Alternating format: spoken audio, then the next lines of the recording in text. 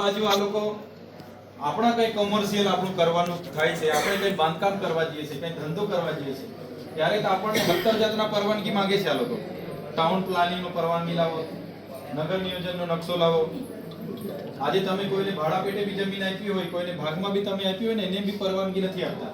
અને આમણે બારોબાર આટલી બધી જમીનો પચાવી પાડીને આટલા બધા બાંધકામો ચાલુ કરી દીધા, મોટી મોટી હોટલોને રૂપિયાના ભાવે આપી દીધા. એ તો પાણીના ભાવે આપે તે થોડું ચાલે. એટલા માટે આ માહિતી જ્યારે મને મળી હતી, એટલે માહિતી છે, તમને કોઈને જોઈશે તો પણ વ્યવસ્થિત આગેવાન હશે એને હું આપીશ. પણ આ યોગ્ય નથી. કાલે ઉઠી તમે ખેડૂત તરીકે મટી જશો, અહીંના માલિક તરીકે મટી જશો, કાલે ઉઠીને એવું કહેશે કે તમે અહીંયા છો જ નથી, તો તે દિવસે તમને તકલીફ પડશે. એટલા માટે આજે આપણે જાગવું પડશે. હાઈકોર્ટમાં પણ આપણે જઈશું ને સામે જે પણ કલેક્ટર કચેરીથી લઈને અહીંયા એસઓયુ સત્તામંડળને પણ કહેવું પડશે, તો આપણે કહેવું પડશે આ બાબતે.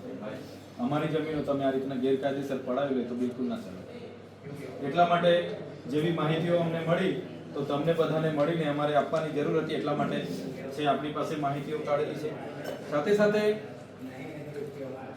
અહીંયા જેટલું પણ છે એસઓયુ સત્તામંડળ હોય, ન્યુટ્રિશન પાર્ક હોય, સફારી પાર્ક હોય, એસઓયુ સત્તામંડળના અંદર આવતા જેટલા પણ પ્રોજેક્ટો છે એમાં પુષ્કળ પ્રમાણે એમના બધા ડોક્યુમેન્ટ અમે કઢાવ્યા છે ગાંધીનગરથી.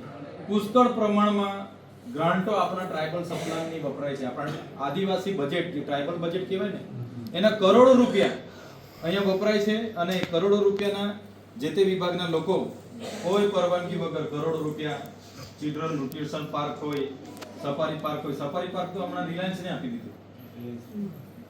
આપણા કરોડો રૂપિયા ટ્રાઇબલના બજેટમાંથી ખર્ચો કરી અને રિલાયન્સને આપી દીધું. આ તમારા બધા ભવનો બન્યા, એમાં આપણું ટ્રાઇબલનું આખું બજેટ વાપર્યું અને રિલાયન્સને આપી દીધું. હમણાં આખું પ્રવાસન વિભાગ બધું કરે છે. તો આ આપણા પૈસા છે, જનતાના પૈસા છે. આવી રીતના તો કઈ રીતના ચાલશે?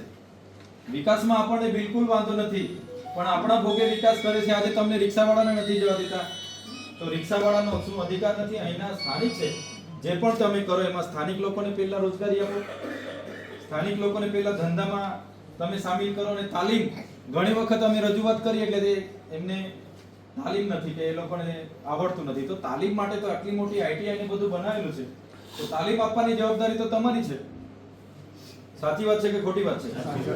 તાલીમ તો તમે આપો ને. સરકારની ગ્રાન્ટમાંથી આટલા બધા તો તમારા સંકુલો ઉભા કર્યા છે તમે, તો અમારા લોકોને તાલીમો આપો 2 મહિના 3 મહિના, પછી કામમાં રાખો. એટલા માટે આપણી એકતા જરૂરી છે.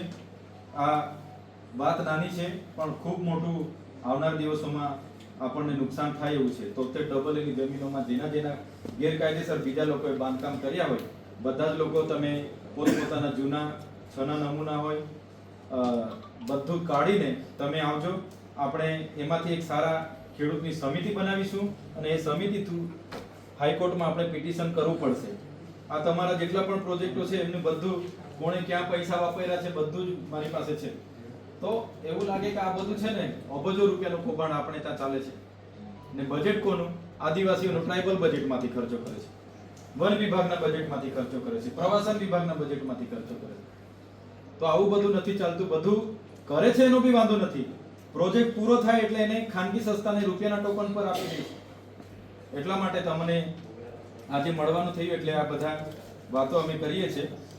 ને આવનાર દિવસોમાં ફરી આપણે બધા સાથે મળીને વ્યવસ્થિત આયોજન કરીશું, રજૂઆત કરીશું. જ્યારે મુખ્યમંત્રી શ્રીને કહેવાનું થશે એમને પણ કહીશું. જ્યારે આપણા વડાપ્રધાન શ્રી અહીંયા આવવાના હશે એના પહેલા પણ આપણે માંગ કરવી પડશે કે ભાઈ અમારી જમીનો તમે બચાવો. 73 ની જમીનો, આટલી બધી જમીનો સરકારે ફળાવી દીધી, શ્રી સરકાર કરીને. આઈએસ, આઈપીએસ, આઈએફએસ અધિકારીઓને અહીંયા પ્લોટો ફાડી દીધા. એમના મંત્રી તંત્રીઓના સગાવાળાને અહીંયા મોટા મોટી હોટલો બની ગઈ.